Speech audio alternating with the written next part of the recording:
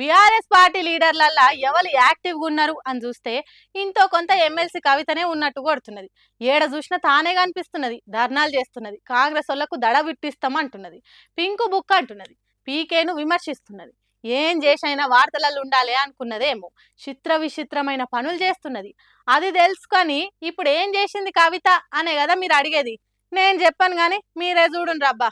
జై కేసీఆర్ జై కేసీఆర్ జై కేసీఆర్ జై కేసీఆర్ జై బీఆర్ఎస్ జై బీఆర్ఎస్ జై బీఆర్ఎస్ జై బీఆర్ఎస్ కేసీఆర్ గారి నాయకత్వం వర్ధిల్లాలి కేసీఆర్ గారి నాయకత్వం వర్ధిల్లాలి కవితక్క గారి నాయకత్వం వర్ధిల్లాలి కవితక్క గారి నాయకత్వం వర్ధిల్లాలి జై తెలంగాణ జై తెలంగాణ బీఆర్ఎస్ పార్టీ 25 ఏండ్లకు అడుగు పెడుతున్నందుకు పెద్ద పండుగ చేస్తున్నారు కదా. ఆగో దానికి గోడల మీద రాతలు రాస్తున్నారు ఆర్టిస్టులు. మరి ఎమ్మెల్సీ కవిత అక్కడికి కావాలనే పోయిందో లేకుంటే కవిత పోతున్న దారిలా వాళ్ళు రైటింగ్ చేస్తున్నారో తెలియదు కానీ బ్రష్ చేత పట్టి కేసీఆర్ అనే అక్షరాలకు రంగు రుద్దుడు మొదలుపెట్టింది. మంచిగా అయ్యక్కో ఇదే మెయిన్ సెంటరు. ఎవరు చూసినా కొట్టొచ్చినట్టు కనిపించాలి.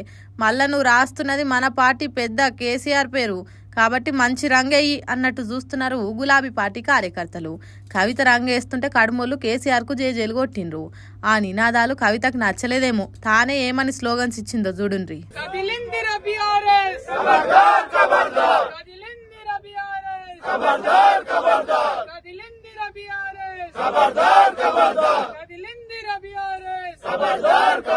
బాన్సవాడలా నేను కొద్దిగా రౌడీ టైపు అన్నది కదా కవిత. హాగో అసొంటి నినాదాలే ఇచ్చింది.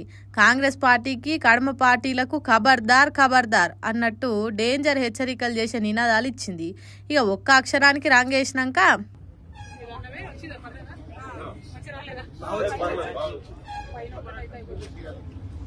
కవిత అడుగుడే ఆలస్యం. బాగొచ్చింది, మస్తు వచ్చింది, సూపర్ వచ్చింది, పర్వాలేదు అంటున్నారు అక్కడున్న బీఆర్ఎస్ కార్యకర్తలు. మరి అనకుంటే ఏం చేస్తారు? ఆమె ఎమ్మెల్సీ కవిత, అందున కేసీఆర్ బిడ్డ. అసలే నేను కొంచెం రౌడీ టైప్ అంటున్నది. అసోంటిది బాగా రాలేదంటే ఎట్లుంటుందో అలాగే తెలియదా. అందుకే మంచిగా వచ్చిందని చెప్పిండ్రు. అయినా బాగా రాకపోవడేంది? కవిత పేర్ల మొదటి అక్షరం కేనే కాబట్టి, కేసీఆర్ పేర్ల కేనే కాబట్టి బాగానే వస్తుంది. జగిత్యాల చౌరస్తాల ఇట్లా వాల్ పెయింటింగ్ రాసింది ఎమ్మెల్సీ కవిత. రోజుకో తీరుగా వార్తలల్లో నిలుస్తున్న కవిత ముందు ముందు ఇంకేం చేస్తుందో చూడాలి. మీ ఇంట్లో పాతేస్తున్నదా? దానికి 3 స్టార్సే ఉన్నాయా?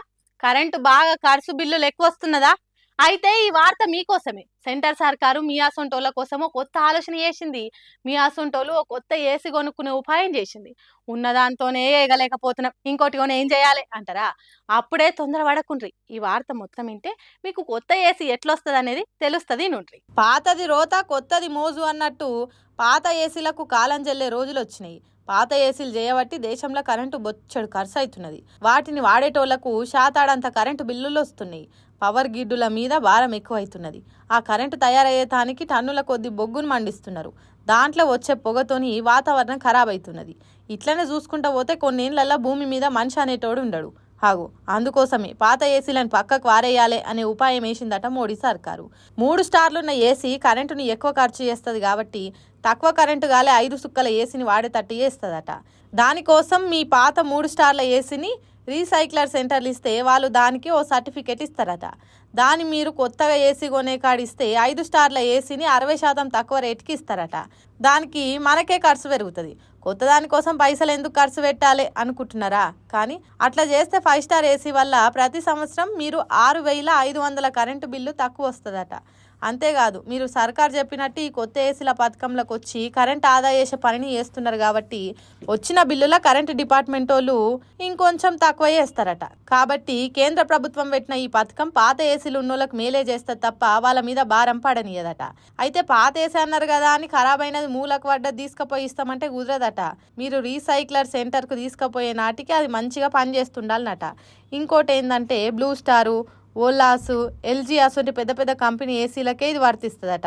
కాబట్టి పీఎం మోడీ ఏసీ యోజన పథకాన్ని ఉపయోగించుకొని ఉడకపోతను కట్టడి చేసుకోండి.